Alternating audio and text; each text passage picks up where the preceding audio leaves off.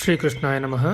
ಕೃಷ್ಣಂ ನಾರಾಯಣಂ ವಂದೇ ಕೃಷ್ಣಂ ವಂದೇ ವ್ರಜಪ್ರಿಯಂ ಕೃಷ್ಣಂ ದ್ವೈಪಾಯನಂ ವಂದೇ ಕೃಷ್ಣಂ ವಂದೇ ಪೃಥಾಸುತಂ ವಂದೇ ಶ್ರೀಕೃಷ್ಣದೇವಂ ಮುರನರಕಬಿದಂ ವೇದ ವೇದಾಂತವೇದ್ಯಂ ಲೋಕೆ ಭಕ್ತಿಪ್ರಸಿದ್ಧಂ ಯದುಕುಲಜಲದೌ ಪ್ರಾದುರಾಸೀದಪಾರೆ ಯಸ್ಯಾಸೀದ್ ರೂಪಮೇವಂ ತ್ರಿಭುವನತರಣೆ ಭಕ್ತಿವಚ್ಚಸ್ವತಂತ್ರಂ ಶಾಸ್ತ್ರಂ ರೂಪಂಚ ಲೋಕೆ ಪ್ರಕಟಯತಿ ಮುದಾ ಯಸ್ಸನೋ ಭೂತಿಯೇತುಃ ವಸುದೇವಸುತಂ ದೇವಂ ಕಂಸಚಾಣೂರಮರ್ದನಂ ದೇವಕೀ ಪರಮಾನಂದಂ ಕೃಷ್ಣಂ ವಂದೇ ಜಗದ್ಗುರುಂ. ಪ್ರಿಯ ಬಾಂಧವರೇ, ನಮ್ಮ ಈ ಶ್ರೀ ಲಾಲಿಕೃಷ್ಣ ಚಾನಲ್ಗೆ ಸ್ವಾಗತ.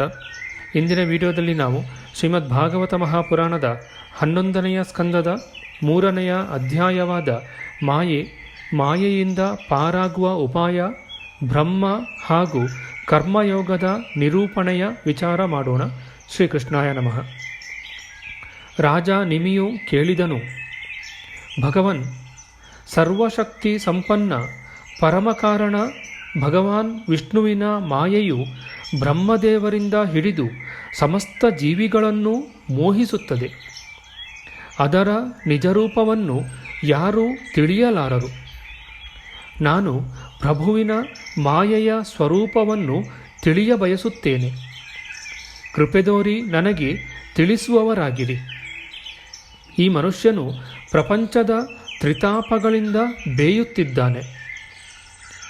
ಇಂತಹ ತಾಪಗಳಿಂದ ಬಿಡುಗಡೆ ಹೊಂದಲು ಭಗವಂತನ ಅಮೃತಮಯ ಹರಿಕಥೆಯೇ ಏಕಮಾತ್ರ ಪರಮೌಷಧವಾಗಿದೆ. ನಿಮ್ಮ ಮೂಲಕ ಭಗವತ್ ಕಥಾಮೃತವನ್ನು ಪಾನ ಮಾಡುತ್ತಿದ್ದರೂ ನಮಗೆ ತೃಪ್ತಿಯಾಗುತ್ತಿಲ್ಲ. ಇನ್ನೂ ಮತ್ತು ಕೇಳುವ ಉತ್ಕಂಠತೆ ಹೆಚ್ಚುತ್ತಾ ಹೋಗುತ್ತದೆ. 3ನೆಯ ಅಂತರಿಕ್ಷ ಯೋಗೀಶ್ವರರು ಹೇಳಿದರು, ಮಹಾಬಾಹುವೆ, ಆದಿಪುರುಷ ಭಗವಾನ್ ನಾರಾಯಣನು ಸರ್ವ ಪ್ರಾಣಿಗಳ ಆತ್ಮ ಆಗಿದ್ದಾನೆ. ಅವನೇ ಈ ಪಂಚಭೂತಗಳಿಂದ ಸಣ್ಣ ದೊಡ್ಡ ಎಲ್ಲ ರೀತಿಯ ಪ್ರಾಣಿಗಳನ್ನು ಸೃಷ್ಟಿಸಿದವನು ಹಾಗೂ ತಾನೇ ಸ್ವತಃ ವಿಷಯಭೋಗ ಪ್ರದಾನ ಮಾಡಲು ಅನೇಕ ವಿಧದಿಂದ ಸಾಮಗ್ರಿಯನ್ನು ಪ್ರಸ್ತುತಪಡಿಸಿದನು. ತನ್ನ ಆತ್ಮಸ್ವರೂಪದ ಜ್ಞಾನದ ವಿಸ್ತಾರಕ್ಕಾಗಿ ಅವನು ಸ್ವಯಂ ಅನೇಕ ರೂಪಗಳನ್ನು ಧರಿಸಿದನು. ಈ ಪ್ರಕಾರ ಸಮಸ್ತ ಸೃಷ್ಟಿ ಏಕಮಾತ್ರ ಪರಮಾತ್ಮನದ್ದೇ ಸ್ವರೂಪವಾಗಿದೆ. ಈ ವಿಧದಿಂದ ಪರಮಾತ್ಮನು ಎಲ್ಲ ಪ್ರಾಣಿಗಳನ್ನು ನಿರ್ಮಿಸಿ ಪಂಚಮಹಾಭೂತಗಳಿಂದ ಉಂಟಾದ ಆ ಶರೀರಗಳಲ್ಲಿ ಅಂತರ್ಯಾಮಿಯಾಗಿ ಸ್ವತಃ ಪ್ರವಿಷ್ಟನಾದನು. 1 ಮನಸ್ಸು ಮತ್ತು 10 ಇಂದ್ರಿಯಗಳ ಮೂಲಕ ತನ್ನನ್ನೇ ವಿಭಕ್ತನನ್ನಾಗಿಸಿ ಸ್ವಯಂ ಆ ಗುಣಗಳನ್ನು ಉಪಭೋಗಿಸುತ್ತಾನೆ. ಆದರೆ ಅವನು ಆ ಗುಣಗಳಲ್ಲಿ ಆಸಕ್ತನಾಗುವುದಿಲ್ಲ. ತನ್ನ ಮೂಲಕವೇ ಪ್ರಕಾಶಿತವಾದ ಈ ಗುಣಗಳೇ ಗುಣಗಳಲ್ಲಿ ವರ್ತಿಸುತ್ತವೆ. ಆದರೆ ಜೀವಿಯು ಅವನಿಂದ ನಿರ್ಮಿಸಲ್ಪಟ್ಟ ಪ್ರಪಂಚದಲ್ಲಿ ಆತ್ಮಬುದ್ಧಿಯನ್ನಿರಿಸಿ ಇದೆಲ್ಲವೂ ನಾನೇ ಆಗಿದ್ದೇನೆ, ನನ್ನದೇ ಆಗಿದೆ ಎಂಬ ಸಂಬಂಧವನ್ನು ಜೋಡಿಸಿಕೊಂಡು ತನ್ನಲ್ಲಿ ಕರ್ತೃತ್ವ ಭೋಕ್ತೃತ್ವವನ್ನು ಆರೋಪಿಸಿಕೊಂಡು ಅವನು ಬಂಧಿತನಾಗುವನು. ಇದೇ ಮಾಯೆ ಆಗಿದೆ. ಈ ಪ್ರಕಾರ ದೇಹಾಭಿಮಾನಿ ಮನುಷ್ಯನು ಕರ್ಮೇಂದ್ರಿಯಗಳಿಂದ ಕರ್ಮಗಳನ್ನು ಸಕಾಮಭಾವದಿಂದ ಮಾಡುತ್ತಾ ಆಯಾಯ ಕರ್ಮಗಳನುಸಾರ ಫಲವನ್ನು ಭೋಗಿಸುತ್ತಾನೆ ಹಾಗೂ ಸುಖ ದುಃಖಗಳಲ್ಲಿ ಸಿಕ್ಕಿ ಹಾಕಿಕೊಂಡು ಜನ್ಮ ಮರಣಗಳ ಸುಳಿಯಲ್ಲಿ ಅಲೆಯುತ್ತಾ ಇರುತ್ತಾನೆ. ಅವನು ಇದರಿಂದ ಮುಕ್ತನಾಗುವುದಿಲ್ಲ. ಹೀಗೆ ಈ ಜೀವಿಯು ಅಹಂಭಾವದ ಕಾರಣವೇ ಅನೇಕ ಅಮಂಗಳಗಳ ಗತಿಯನ್ನು ಹೊಂದುತ್ತಾ ಇರುತ್ತಾನೆ. ಮಹಾಪ್ರಳಯದವರೆಗೂ ಹುಟ್ಟಿದ ಬಳಿಕ ಮೃತ್ಯುವಿನ ಬಳಿಕ ಜನ್ಮ, ಹೀಗೆ ಪರವಶನಾಗಿ ಹುಟ್ಟು ಸಾವಿನ ಚಕ್ರದಲ್ಲಿ ಯಾವಾಗಲೂ ಸುತ್ತುತ್ತಾ ಇರುತ್ತಾನೆ. ಇದೆಲ್ಲವೂ ಭಗವಂತನ ಮಾಯೆಯಾಗಿದೆ. ಪಂಚಮಹಾಭೂತಗಳ ಪ್ರಳಯದ ಸಮಯ ಸಮೀಪಿಸಿದಾಗ ಅನಾದಿ ಹಾಗೂ ಅನಂತ ಕಾಲನೇ ಸ್ಥೂಲ ಸೂಕ್ಷ್ಮ ದ್ರವ್ಯ ಗುಣರೂಪಿ ಈ ಸಮಸ್ತ ದೃಶ್ಯ ಪ್ರಪಂಚವನ್ನು ಅವ್ಯಕ್ತದ ಕಡೆಗೆ ಅರ್ಥಾತ್ ತನ್ನ ಮೂಲ ಪ್ರಕೃತಿಯಲ್ಲಿ ಸೆಳೆದುಕೊಳ್ಳುವನು. ಅಂದರೆ ಎಲ್ಲವನ್ನೂ ತನ್ನಲ್ಲಿ ಲೀನಗೊಳಿಸಿಕೊಳ್ಳುವನು. ಆಗ ಒಂದೇ ಸಮನೆ 100 ವರ್ಷ ಭಯಂಕರ ಕ್ಷಾಮ ತಲೆದೋರಿ ಭೂಮಿಯಲ್ಲಿ ಭಾರೀ ಉಷ್ಣತೆ ಬೆಳೆಯುತ್ತದೆ. ಆ ಹೆಚ್ಚಾದ ಉಷ್ಣತೆಯಿಂದ 3 ಲೋಕಗಳು ಸುಡಲು ತೊಡಗುತ್ತವೆ. ಆಗಲೇ ಸಂಕರ್ಷಣನ ಮುಖದಿಂದ ಪ್ರಚಂಡ ಅಗ್ನಿಜ್ವಾಲೆಗಳು ಹೊರಬೀಳುತ್ತವೆ. ವಾಯುವಿನ ಪ್ರೇರಣೆಯಿಂದ ಆ ಜ್ವಾಲೆಗಳು ಪಾತಾಳದಿಂದ ಸುಡಲು ಪ್ರಾರಂಭಿಸುತ್ತವೆ ಹಾಗೂ ಅತೀ ಎತ್ತರಕ್ಕೆ ಬೆಳೆಯುತ್ತಾ ಎಲ್ಲೆಡೆ ಹರಡಿಕೊಂಡು ಇಡೀ ವಿಶ್ವವನ್ನು ಸುಡಲು ತೊಡಗುತ್ತವೆ. ಆ ಪ್ರಚಂಡ ಉಷ್ಣತೆಯ ಪರಿಣಾಮವಾಗಿ 100 ವರ್ಷಗಳವರೆಗೆ ಪ್ರಳಯ ಕಾಲದ ಸಂವರ್ತಕ ಮೇಘಗಳು ಆನೆಯ ಸೊಂಡಿಲಿನ ಗಾತ್ರದ ಭಾರೀ ಮಳೆ ಸುರಿಸುತ್ತವೆ.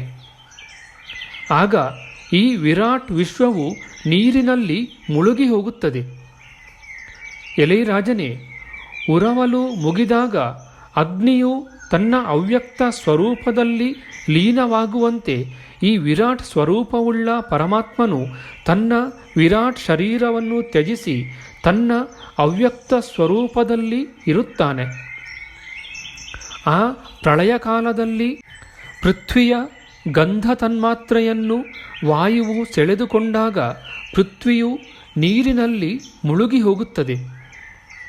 ಹೀಗೆಯೇ ಜಲದ ತನ್ಮಾತ್ರೆ ರಸವನ್ನು ವಾಯು ಸೆಳೆದುಕೊಂಡಾಗ ಜಲವು ತನ್ನ ಕಾರಣವಾದ ಅಗ್ನಿಯಲ್ಲಿ ವಿಲೀನವಾಗುತ್ತದೆ.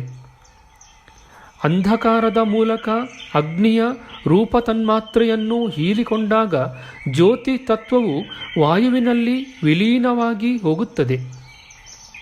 ಹೀಗೆಯೇ ವಾಯುವಿನ ಗುಣ ಸ್ಪರ್ಶ ತನ್ಮಾತ್ರೆಯನ್ನು ಆಕಾಶದ ಮೂಲಕ ಹೀರಿಕೊಂಡಾಗ ವಾಯು ಆಕಾಶದಲ್ಲಿ ವಿಲೀನವಾಗುತ್ತದೆ.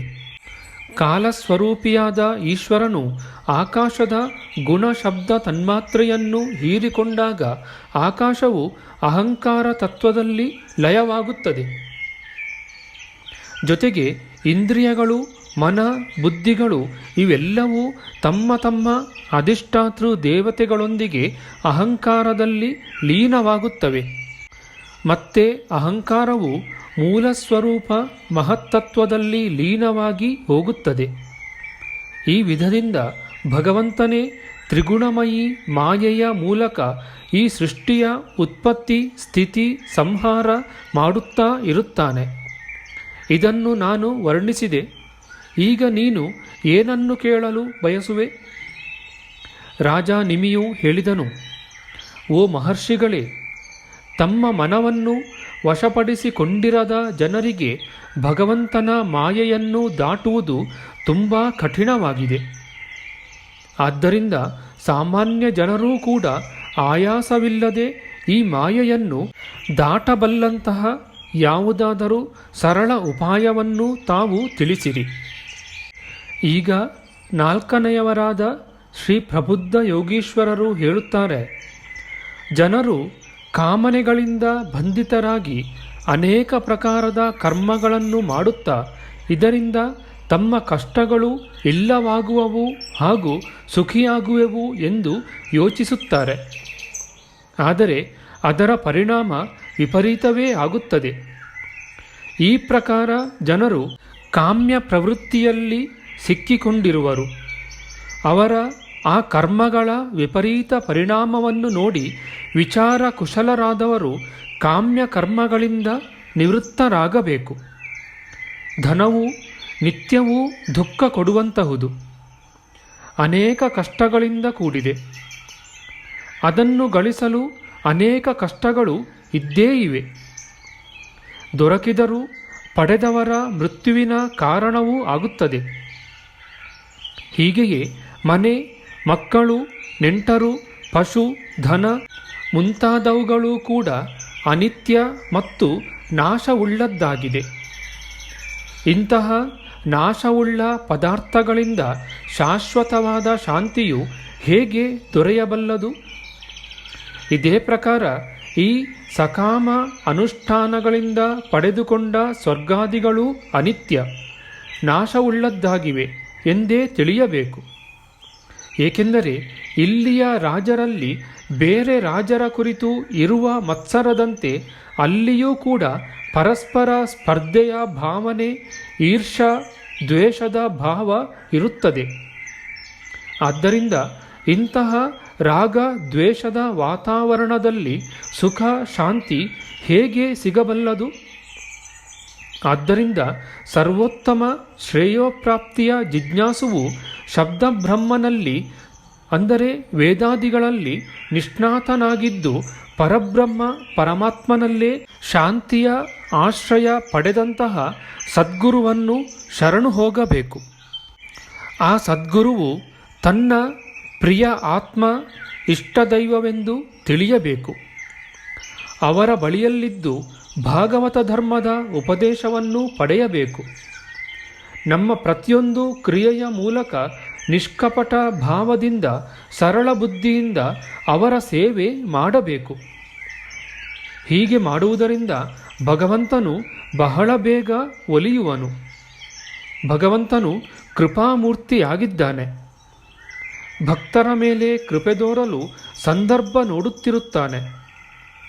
ಹೆಚ್ಚೇನು, ಅವನು ಭಕ್ತರಿಗೆ ತನ್ನನ್ನೇ ಕೊಟ್ಟುಕೊಳ್ಳುವನು. ಮೊಟ್ಟಮೊದಲಿಗೆ ಎಲ್ಲ ಕಡೆಗಳಿಂದ ಅಂತರ ಮನಸ್ಸಿನಿಂದ ಪೂರ್ಣ ಅನಾಸಕ್ತನಾಗಬೇಕು. ಸಾಧು ಸಂತರಲ್ಲಿ ಪ್ರೇಮವಿಡಬೇಕು. ಯಥಾಯೋಗ್ಯ ರೀತಿಯಿಂದ ಸಾಮಾನ್ಯ ಪ್ರಾಣಿಗಳಲ್ಲಿ ಪ್ರೀತಿ, ದಯೆ, ಸಮಾನರಲ್ಲಿ ಮಿತ್ರತೆ, ಹಿರಿಯರಲ್ಲಿ ಗೌರವ, ವಿನಮ್ರತೆ ಇರಬೇಕು. ಒಳ ಹೊರಗಿನ ಶುದ್ಧಿ, ಸ್ವಧರ್ಮಾಚರಣರೂಪಿ ತಪಸ್ಸು, ಸಹಿಷ್ಣುತೆ, ಭಗವತ್ ಸ್ವರೂಪದ ಮನನ, ಸತ್ಶಾಸ್ತ್ರಗಳ ಸ್ವಾಧ್ಯಾಯ, ನಾಮಜಪ, ಸರಳತೆ, ಬ್ರಹ್ಮಚರ್ಯೆ, ಅಹಿಂಸಾ, ಚಳಿ ಸೆಕೆ, ಸುಖ ದುಃಖಾದಿ ದ್ವಂದ್ವಗಳಲ್ಲಿ ಹರ್ಷ ಶೋಕದಿಂದ ರಹಿತನಾಗಿರಬೇಕು. ಒಂದೇ ಆತ್ಮವು ಸರ್ವತ್ರ ವ್ಯಾಪ್ತವಾಗಿದೆ ಎಂಬ ಭಾವದಿಂದ ಆತ್ಮನ ಅಸ್ತಿತ್ವವನ್ನು ಎಲ್ಲ ಕಡೆ ನೋಡುವುದು, ಏಕಾಂತ ಪವಿತ್ರ ಸ್ಥಳದಲ್ಲಿ ಇರುವುದು, ಮನೆಯ ಕುರಿತು ಮಮತೆ ಇಲ್ಲದಿರುವುದು, ಸಾದಾ ಸರಳ ಉಡುಪು ಧರಿಸುವುದು, ಸನ್ಯಾಸಿಯಾಗಿದ್ದರೆ ವಲ್ಕಲ ಉಡುವುದು, ದೊರೆತುದರಲ್ಲಿ ಸಂತುಷ್ಟನಾಗಿರಬೇಕು. ಭಗವತ್ಪ್ರಾಪ್ತಿಯನ್ನು ತಿಳಿಸುವ ಶಾಸ್ತ್ರಗಳಲ್ಲಿ ಶ್ರದ್ಧೆ, ಯಾವುದೇ ಬೇರೆ ಶಾಸ್ತ್ರವನ್ನು ನಿಂದಿಸದಿರುವುದು, ಮನ ವಾಣಿ ಶರೀರದ ಸಂಯಮವಿರುವುದು, ಸತ್ಯವಾಗಿ ನುಡಿಯುವುದು, ಶಮ ಮನೋನಿಗ್ರಹ, ದಮ ಇಂದ್ರಿಯ ನಿಗ್ರಹವಿರಬೇಕು. ಅದ್ಭುತ ಕರ್ಮಿಯಾದ ಶ್ರೀಹರಿಯ ಜನ್ಮ, ಕರ್ಮ ಹಾಗೂ ಗುಣ ಲೀಲೆಗಳನ್ನು ಶ್ರವಣ, ಕೀರ್ತನೆ, ಧ್ಯಾನ ಮಾಡುತ್ತಾ ಅವನಿಗಾಗಿಯೇ ಎಲ್ಲ ಕ್ರಿಯೆಗಳನ್ನು ಮಾಡಬೇಕು. ಜಪ, ಯಜ್ಞ, ದಾನ, ಸದಾಚಾರ ಇವುಗಳಲ್ಲದೆ ಬೇರೆ ತನಗೆ ಪ್ರಿಯವಾದ ಪದಾರ್ಥಗಳೆಲ್ಲವನ್ನೂ ಅಂದರೆ ತನ್ನ ಪತ್ನಿ, ಪುತ್ರ, ಮನೆ, ಪ್ರಾಣಗಳನ್ನು ಹೀಗೆ ಎಲ್ಲವನ್ನೂ ಭಗವಂತನಿಗೆ ಅರ್ಪಿಸಬೇಕು. ಶ್ರೀಕೃಷ್ಣನೇ ತಮ್ಮ ಆತ್ಮನಾಗಿರುವ ಮನುಷ್ಯರಲ್ಲಿ ಈ ಸೌಹಾರ್ದವನ್ನು ಸ್ಥಾಪಿಸಬೇಕು. ಸಂತ ಮಹಾತ್ಮರನ್ನು ಸೇವಿಸಬೇಕು. ಹಾಗೆಯೇ ಸಾಮಾನ್ಯ ಜನರ ಸೇವೆ ಕೂಡ ಮಾಡಬೇಕು. ಅದರಲ್ಲಿಯೂ ಎಲ್ಲಾದರೂ ದೈವಿ ಆಪತ್ತು ಬಂದಾಗ ಅದರಲ್ಲಿ ತೊಂದರೆಗೊಳಗಾದ ಜನರಿಗೆ ತುಂಬ ಶ್ರದ್ಧೆ, ಪ್ರೇಮದಿಂದ, ನಿಷ್ಕಾಮ ಭಾವದಿಂದ ಸೇವೆ ಮಾಡಬೇಕು. ಭಗವಂತನ ಪರಮಪಾವನ ಯಶಗಳ ಸಂಬಂಧದಲ್ಲೇ ಪರಸ್ಪರ ಮಾತಾಡಬೇಕು. ಇಂತಹ ಸಾಧಕರನ್ನು ಸೇರಿಸಿ ಅವರಲ್ಲಿ ಪ್ರೇಮವಿಡುವುದು, ಅವರೊಂದಿಗೆ ಎಲ್ಲ ರೀತಿಯಿಂದ ಪ್ರಸನ್ನನಾಗಿರುವುದು, ಪ್ರಪಂಚದಿಂದ ನಿವೃತ್ತನಾಗಿ ಪರಸ್ಪರ ಆಧ್ಯಾತ್ಮಿಕ ಶಾಂತಿಯನ್ನು ಅನುಭವಿಸಬೇಕು. ರಾಜನೇ, ಶ್ರೀಹರಿಯು ಪಾಪರಾಶಿಗಳನ್ನು ಕ್ಷಣಮಾತ್ರದಲ್ಲಿ ಭಸ್ಮ ಮಾಡಿ ಬಿಡುತ್ತಾನೆ. ಆದ್ದರಿಂದ ಸತತವಾಗಿ ಅವನನ್ನೇ ಸ್ಮರಿಸಬೇಕು ಮತ್ತು ಇತರರಿಂದಲೂ ಸ್ಮರಣೆ ಮಾಡಿಸಬೇಕು. ಈ ಪ್ರಕಾರದ ಸಾಧನ ಭಕ್ತಿಯ ಅನುಷ್ಠಾನ ಮಾಡುತ್ತಾ ಮಾಡುತ್ತಾ ಪ್ರೇಮ ಭಕ್ತಿಯ ಸಾಧ್ಯ ಭಕ್ತಿಯ ಉದಯವಾಗುತ್ತದೆ. ಈ ಭಕ್ತಿಯಿಂದ ಅವನ ಶರೀರ ಪ್ರೇಮ ಪುಳಕಿತವಾಗುತ್ತಾ ಇರುತ್ತದೆ. ಭಗವಂತನ ಇಂತಹ ಭಕ್ತರು ಕೆಲವೊಮ್ಮೆ ಅಯ್ಯೋ ಇನ್ನೂ ಭಗವಾನ್ ಅಚ್ಯುತನ ದರ್ಶನವಾಗಲಿಲ್ಲವಲ್ಲ ಎಂದು ಅಳುತ್ತಾರೆ. ಕೆಲವೊಮ್ಮೆ ನಗುತ್ತಾರೆ. ಕೆಲವೊಮ್ಮೆ ಆನಂದಿತರಾಗಿ ಲೋಕೋತ್ತರ ಮಾತುಗಳನ್ನು ಆಡುತ್ತಿರುತ್ತಾರೆ. ಕೆಲವೊಮ್ಮೆ ಕುಣಿಯುತ್ತಾರೆ, ಹಾಡುತ್ತಾರೆ. ಕೆಲವೊಮ್ಮೆ ಪರಮಾತ್ಮನ ಲೀಲೆಗಳ ಅನುಕರಣ ಮಾಡುತ್ತಾರೆ. ಕೆಲವೊಮ್ಮೆ ಸುಮ್ಮನೆ ಇದ್ದು ಬಿಡುತ್ತಾರೆ. ಹೀಗೆ ಮಾಡುತ್ತಾ ಮಾಡುತ್ತಾ ಕೊನೆಗೆ ಅವರು ಪರಮಾತ್ಮನನ್ನು ಪಡೆದು ಪರಮಾನಂದವನ್ನು ಹೊಂದುತ್ತಾರೆ. ಗೋಪಿಯರು ಭಗವಂತನ ಪ್ರೇಮದಲ್ಲಿ ಹೇಗೆ ಮುಳುಗುತ್ತಿದ್ದರೋ ಹಾಗೆ. ಈ ರೀತಿ ಭಾಗವತ ಧರ್ಮದ ಶಿಕ್ಷಣದಿಂದ ಸಂಪನ್ನರಾಗಿ ಅವರು ಅದರಿಂದ ಉಂಟಾದ ಭಕ್ತಿಯಿಂದ ನಾರಾಯಣ ಪರಾಯಣರಾಗುತ್ತಾರೆ. ಆ ಭಕ್ತಿಯ ಮಹಿಮೆಯಿಂದ ಈ ದುಸ್ತರ ಮಾಯೆಯನ್ನು ಸುಲಭವಾಗಿ ಪಾರಾಗಿ ಹೋಗುತ್ತಾರೆ. ಇದು ಭಗವಂತನ ಭಕ್ತಿಯ ಮಹಿಮೆಯಾಗಿದೆ. ರಾಜ ನಿಮಿಯು ಕೇಳಿದನು, ಮಹರ್ಷಿಗಳೇ, ನೀವೆಲ್ಲ ಪರಮಾತ್ಮನ ನಿಜವಾದ ಸ್ವರೂಪವನ್ನು ಅರಿತವರಲ್ಲಿ ಸರ್ವಶ್ರೇಷ್ಠರಾಗಿರುವಿರಿ. ಪರಬ್ರಹ್ಮ ಪರಮಾತ್ಮನನ್ನು ನಾರಾಯಣನ ಹೆಸರಿನಿಂದ ವರ್ಣಿಸಲಾಗಿದೆ. ಅವನ ಸ್ವರೂಪವನ್ನು ನನಗೆ ತಿಳಿಸುವವರಾಗಿರಿ. ಐದನೆಯವರಾದ ಶ್ರೀ ಪಿಪ್ಪಲಾಯನ ಯೋಗೀಶ್ವರರು ಹೇಳಿದರು, ರಾಜನೇ, ಪರಮಪ್ರಭು ಈ ವಿಶ್ವದ ಉತ್ಪತ್ತಿ ಸ್ಥಿತಿ ಪ್ರಳಯದ ಕಾರಣನಾಗಿರುವನು. ಆದರೆ ಅವನಿಗೆ ಯಾವ ಕಾರಣವೂ ಇಲ್ಲ. ಅವನೇ ಜಾಗೃತ್, ಸ್ವಪ್ನ, ಸುಷುಪ್ತಿ ಮೂರೂ ಅವಸ್ಥೆಗಳಲ್ಲಿ ಸಾಕ್ಷಿ ರೂಪದಿಂದ ಇರುತ್ತಾನೆ. ಹಾಗೂ ಒಳಗೂ ಹೊರಗೂ ತುಂಬಿರುವನು. ಅವನ ಕಾರಣದಿಂದಲೇ ಈ ದೇಹ, ಇಂದ್ರಿಯಗಳು, ಪ್ರಾಣ, ಹೃದಯ ಉಜ್ಜೀವಿತವಾಗುತ್ತದೆ. ಅವನ ಅಸ್ತಿತ್ವದಿಂದಲೇ ಇವು ತಮ್ಮ ತಮ್ಮ ಕೆಲಸ ಮಾಡುತ್ತವೆ. ಅವನನ್ನೇ ನೀನು ಪರಮಸತ್ಯ ತತ್ವ ನಾರಾಯಣನೆಂದೂ ತಿಳಿ. ಅಗ್ನಿಯ ಜ್ವಾಲೆಗಳು ಅಗ್ನಿಯಿಂದಲೇ ಉತ್ಪನ್ನವಾಗುತ್ತವೆ. ಆದರೆ ತಮ್ಮ ಸ್ವರೂಪ ಅಗ್ನಿಯನ್ನು ಇವು ಪ್ರಕಾಶಿಸಲಾರವು. ಹಾಗೆಯೇ ವಾಣಿ, ನೇತ್ರ, ಪ್ರಾಣ, ಇಂದ್ರಿಯಗಳು, ಅಂತಃಕರಣ ಇವೆಲ್ಲದರ ಮೂಲ ಆಧಾರ ಮತ್ತು ಪ್ರಕಾಶಕ ಏಕಮಾತ್ರ ಪರಮಾತ್ಮನೇ ಆಗಿರುವನು. ಆದರೆ ಇವೆಲ್ಲವೂ ತಮ್ಮ ಮೂಲ ಸ್ವರೂಪವನ್ನು ವರ್ಣಿಸಲು ಅಸಮರ್ಥವಾಗಿವೆ. ವೇದಗಳು ಕೂಡ ತಮ್ಮ ಕಾರಣ ಸ್ವರೂಪಿ ಪರಮಾತ್ಮ ತತ್ವವನ್ನು ಅದರ ಬೋಧ ಮಾಡಿಸುವ ಸಾಧಕರಿಗೆ ತಾತ್ಪರ್ಯ ರೂಪದಿಂದ ನೇತಿ ನೇತಿ ಹೀಗೆ ನಿಷೇಧಾತ್ಮಕ ವಚನಗಳಿಂದಲೇ ನಿರೂಪಿಸುತ್ತವೆ. ಏಕೆಂದರೆ ಪರಮಾತ್ಮ ತತ್ವದ ಸತ್ತೆಯಿಲ್ಲದೆ ನಿಷೇಧವೂ ಕೂಡ ಸಿದ್ಧವಾಗಲಾರದು. ಎಲ್ಲವನ್ನೂ ನಿಷೇಧ ಮಾಡುತ್ತಾ ಮಾಡುತ್ತಾ ಕೊನೆಗೆ ಉಳಿಯುವ ತತ್ವವನ್ನೇ ಪರಮತತ್ವ ನಾರಾಯಣನೆಂದು ತಿಳಿ. ಸೃಷ್ಟಿಯ ಆದಿಯಲ್ಲಿ ಏಕಮಾತ್ರ ಬ್ರಹ್ಮವೇ ಇತ್ತು. ಅವನಿಂದಲೇ ಸತ್ವ, ರಜ, ತಮ ಹೀಗೆ ತ್ರಿಗುಣಾತ್ಮಿಕ ಮೂಲ ಪ್ರಕೃತಿ ಉಂಟಾಯಿತು. ಪ್ರಕೃತಿಯಲ್ಲಿ ಕ್ಷೋಭೆ ಉಂಟಾದಾಗ ಮಹತ್ತತ್ವ ಉತ್ಪನ್ನವಾಯಿತು. ಅದರಿಂದಲೇ ಸೂತ್ರಾತ್ಮ ಹಿರಣ್ಯಗರ್ಭನ ಉತ್ಪತ್ತಿಯಾಯಿತು. ಮತ್ತೆ ಅಹಂಕಾರದಿಂದಲೇ ಮನ ಹಾಗೂ ಇಂದ್ರಿಯಗಳ ಅಧಿಷ್ಠಾತೃ ದೇವತೆಗಳು, ಪ್ರಾಣ, ಇಂದ್ರಿಯಗಳು ಮತ್ತು ವಿಷಯಗಳು ಹುಟ್ಟಿಕೊಂಡವು. ಬಳಿಕ ಆ ಪರಮಾತ್ಮನೇ ಜೀವರೂಪದಿಂದ ಇವೆಲ್ಲ ತತ್ವಗಳಲ್ಲಿ ಪ್ರವೇಶಿಸಿದನು.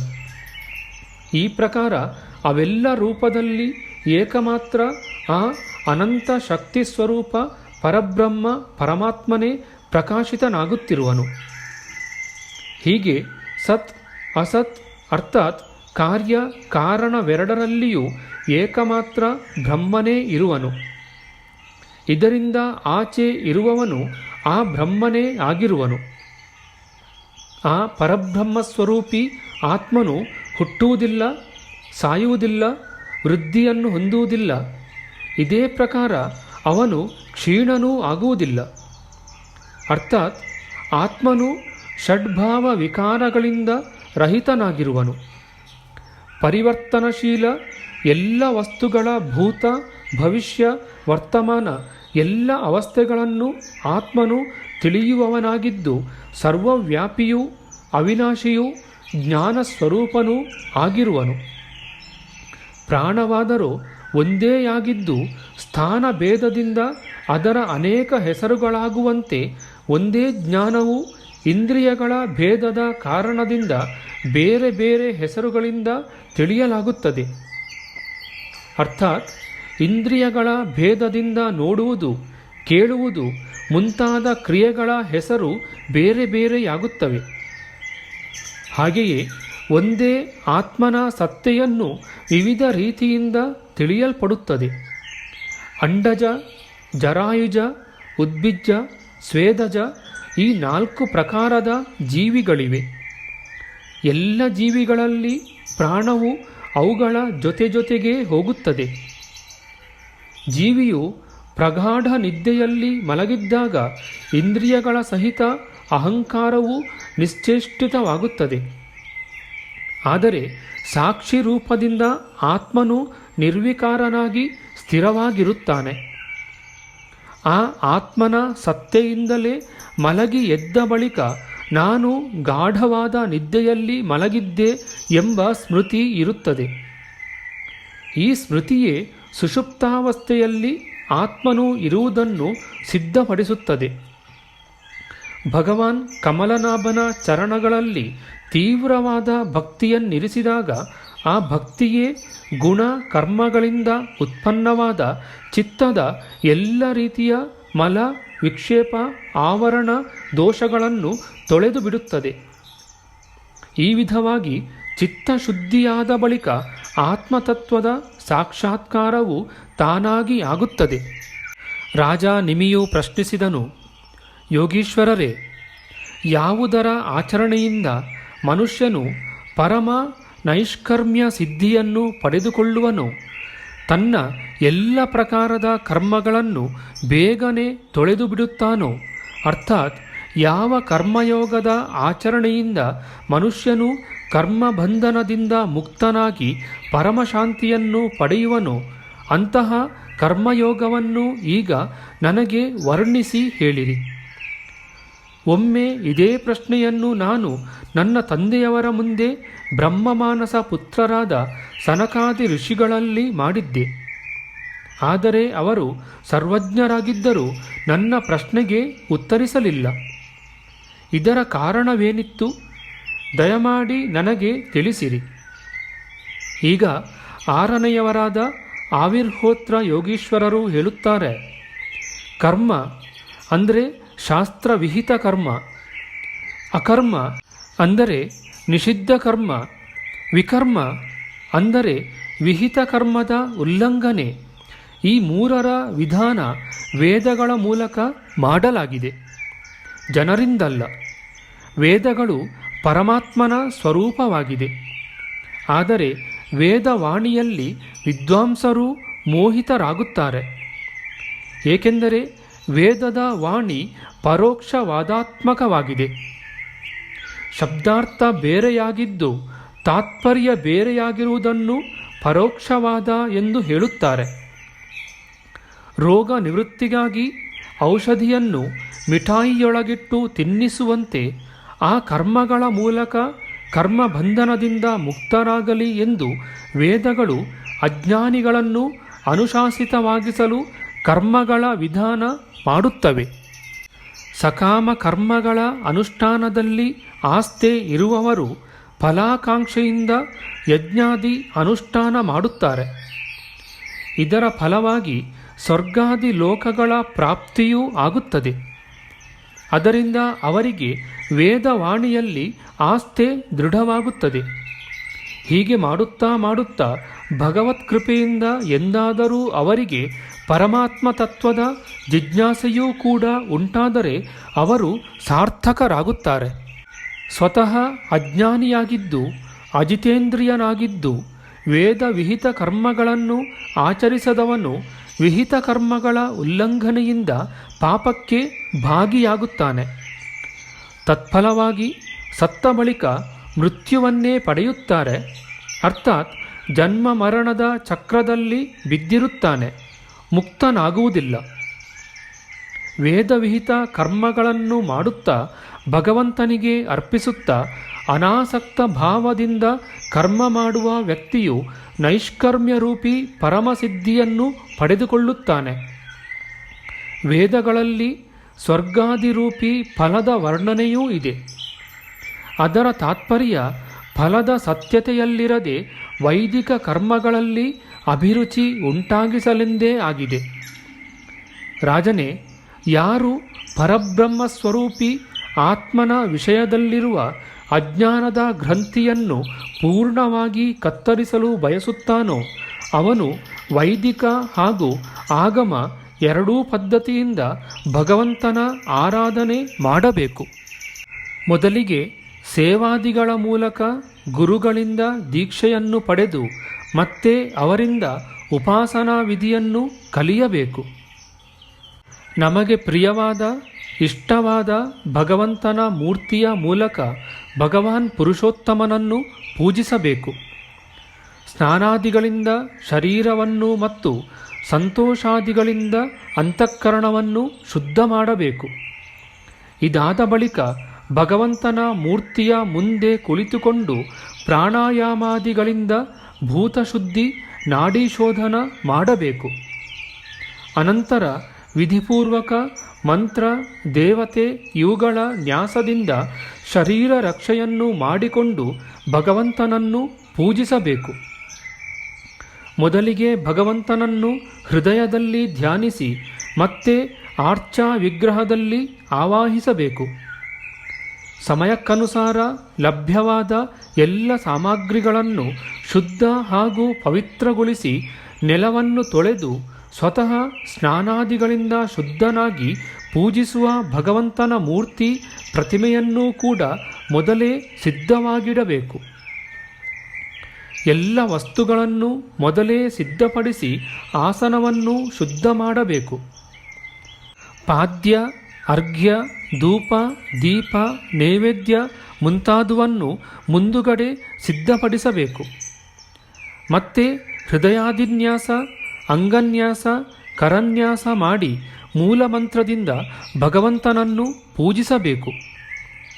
ತಮ್ಮ ತಮ್ಮ ಉಪಾಸ್ಯ ದೇವರ ಶ್ರೀ ವಿಗ್ರಹದ ಹೃದಯಾದಿ, ಅಂಗ, ಆಯುಧಾದಿ ಉಪಾಂಗಗಳನ್ನು ಮತ್ತು ಪಾರ್ಷದರ ಸಹಿತ ಅವನ ಮೂಲಮಂತ್ರದಿಂದ ಅರ್ಘ್ಯ, ಪಾದ್ಯ, ಆಚಮನ, ಮಧುಪರ್ಕ, ಸ್ನಾನ, ವಸ್ತ್ರ, ಆಭೂಷಣ, ಗಂಧ, ಪುಷ್ಪ, ದಧಿ, ಅಕ್ಷತೆಯಿಂದ ತಿಲಕಗೈದು ಧೂಪ, ದೀಪ, ನೈವೇದ್ಯ ಮುಂತಾದುವನ್ನು ವಿಧಿವತ್ತಾಗಿ ಪೂಜಿಸಿ ಮತ್ತೆ ಸ್ತೋತ್ರಗಳಿಂದ ಸ್ತುತಿ ಮಾಡಿ ಪರಿವಾರ ಸಹಿತ ಭಗವಾನ್ ಶ್ರೀಹರಿಯನ್ನು ನಮಸ್ಕರಿಸಬೇಕು.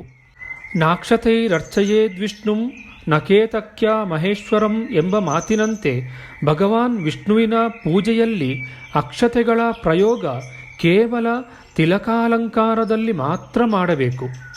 ಪೂಜೆಯಲ್ಲಿ ಮಾಡಬಾರದು. ತನ್ನನ್ನು ಭಗವನ್ಮಯನೆಂದು ಧ್ಯಾನ ಮಾಡುತ್ತಾ ಭಗವಂತನ ಮೂರ್ತಿಯನ್ನು ಪೂಜಿಸಬೇಕು.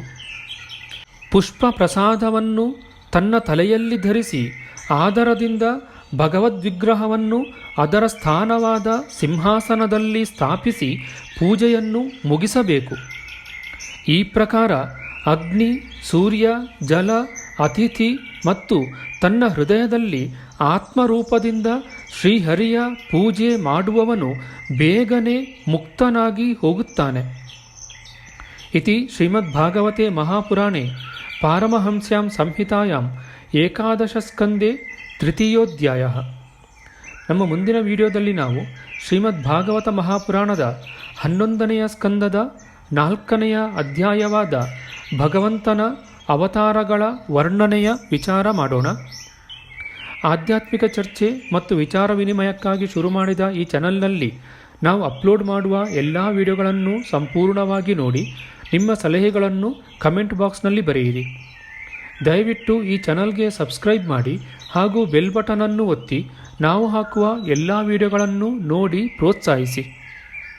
ಕೃಷ್ಣಂ ನಾರಾಯಣಂ ವಂದೇ ಕೃಷ್ಣಂ ವಂದೇ ವ್ರಜಪ್ರಿಯಂ ಕೃಷ್ಣಂ ದ್ವೈಪಾಯನಂ ವಂದೇ ಕೃಷ್ಣಂ ವಂದೇ ಪೃಥಾಸುತಂ. ಶ್ರೀಕೃಷ್ಣಾಯ ನಮಃ.